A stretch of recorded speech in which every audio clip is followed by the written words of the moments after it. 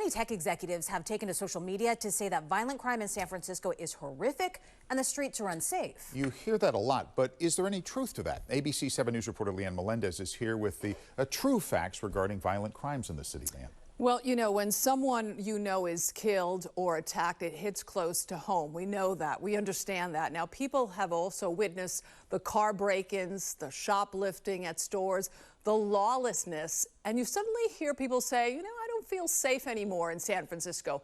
It's a perception.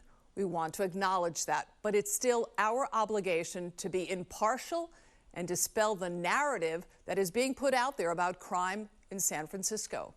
Supervisor Matt Dorsey represents the district where Lee was murdered. This is not a city where anybody should fear for their lives at 2:30 in the morning. A cell phone video captures what appears to be an open drug market at 7th and Market Streets in San Francisco around 2 Wednesday morning. People approach the person recording the video, asking him if he wants to buy drugs. Let's dig even deeper. The crime trends for the year as of April 2nd, 2023 have 12 homicides compared to 10 for the same period last year. The number of reported assault cases is up by 2% and robberies are up by 14%. But rape and human trafficking crimes are significantly down. Well, a violent night in San Francisco's Castro district. Two small businesses on the same block were turned into crime scenes, one by burglars, the other by a gunman. The window was shot out by someone in a passing car just before 2 this morning. A few seconds later, the shattered window falls to the floor. $25,000 worth of tools gone. The cash register turned upside down, the front door damaged.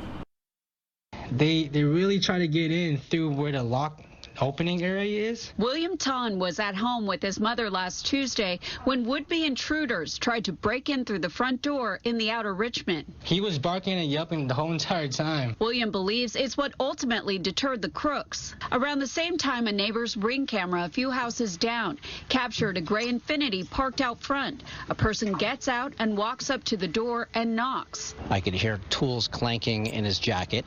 He went up and knocked on our neighbor's door, and this is all on our video. Thankfully, he didn't get in because they're elderly shut-ins, and they must have come to the door because he went back to his car, and then they came up the block and hit our neighbor 4 or 5 doors up. I'm like shocked, you know, like around this neighborhood, it's usually quiet. Security video just one street over on 30th and Fulton shows a gray Infiniti backing into the driveway of an apartment complex about 10 minutes later.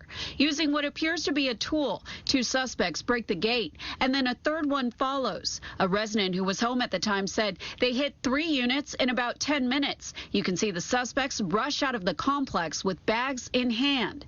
Earlier that same morning, about 5 miles away in the Outer Mission, Ingleside neighborhood, a gray Infiniti is seen backing into the driveway. 2 sisters were inside at the time. The suspects broke the metal gate and forced their way in. I hid in the closet because I didn't know what to do. I was really scared.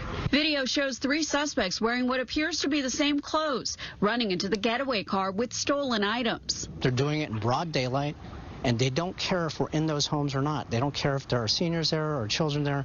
They're just going in and taking things. But I mean, this is not acceptable at all, at any level.